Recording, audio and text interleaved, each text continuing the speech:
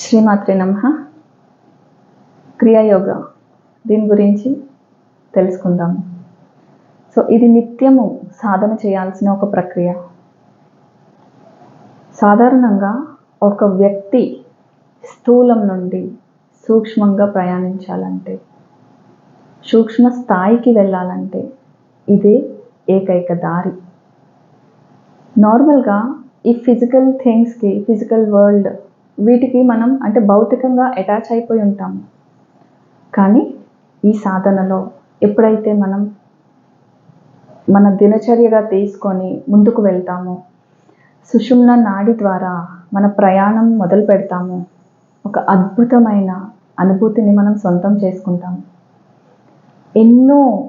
ఎన్నో విషయాలు తెలుసుకుంటాము. అంటే భౌతికం నుండి అభౌతిక తలాలను మనం ఎక్స్పీరియన్స్ చేస్తాము. ప్రతి ఒక్కరికి అనిపిస్తుంది కదా, అసలు ఫిజికల్ బాడీ అంటే ఇవన్నీ మనకు తెలుస్తున్నాయి, టచ్, స్మెల్, ఇవి కాదు. మనకు కనిపించని ఇంద్రియాల ద్వారా ఎన్నో విషయాలని మనం సెన్స్ చేయొచ్చు. దానికి ఏకైక దారి క్రియాయోగ. ఈ సాధనలో ఉండే సాధకుడు ఎన్నో తలాలను అధిగమిస్తాడు, ఎన్నో తలాలలోకి ప్రయాణం చేస్తాడు. సాధన ద్వారా తనలో ఉన్న ఆ ఎనర్జీ సెంటర్స్ని యాక్టివేట్ చేసుకుంటాడు. ప్రతి సాధకుడికి అంటే ఒక వ్యక్తికి మనిషి పుట్టిన తర్వాత మనం ఇట్లాంటి ఒక సాధన చేయకపోతే ఎందుకు అని అనిపించేలా ఉంటుంది. దీనిలో కలిగే ఒక అనుభూతి అంటే ఎక్స్పీరియన్సెస్ కాదు, అనుభవాలు కాదు, అనుభూతి.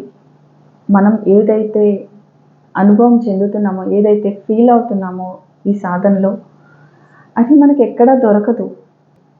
ఫైనలీ ఒక ఆలోచనల నుండి ఎప్పుడైతే శూన్యం అవుతామో, అంటే ఆలోచన స్థితి నుండి ఆలోచన రహిత స్థితికి ఎప్పుడైతే ఆ సాధకుడు చేరుకుంటాడో, తన హృదయాంతరాల్లో ఉన్న ఆ దైవత్వాన్ని తను ఎక్స్పీరియన్స్ చేస్తాడు. ఈ న్యూట్రల్ స్టేట్కి రీచ్ అవ్వగానే తనలో ఆ దైవత్వం ప్రతిబింబిస్తుంది.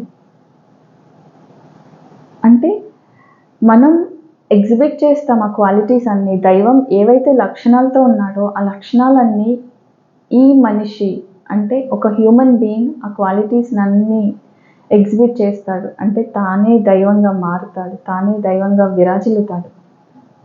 ప్రతి సాధకుని యొక్క అంతిమ లక్ష్యం ఏంటంటే తనలో ఉన్న దైవత్వాన్ని కనుగొనడమే.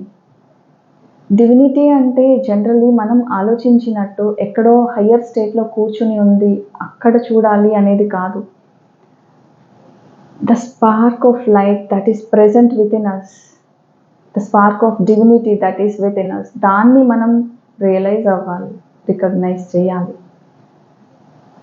సాధారణంగా క్రియ చేసేవాళ్ళు ఎంతమందిలో ఉన్నా ఈజీగా ఐడెంటిఫై చేయగలుగుతాము. ఎట్లా అంటే ఈ సాధనలో హ్యూమన్ బాడీలో ఉన్న సెల్స్ ఛార్జ్ అవుతూ ఉంటాయి.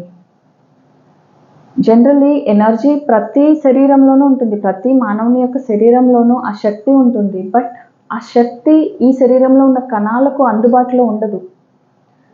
ఈ సాధన ద్వారా ఏం చేస్తామంటే మనం ఆ ఎనర్జీని ట్యాప్ చేస్తాము.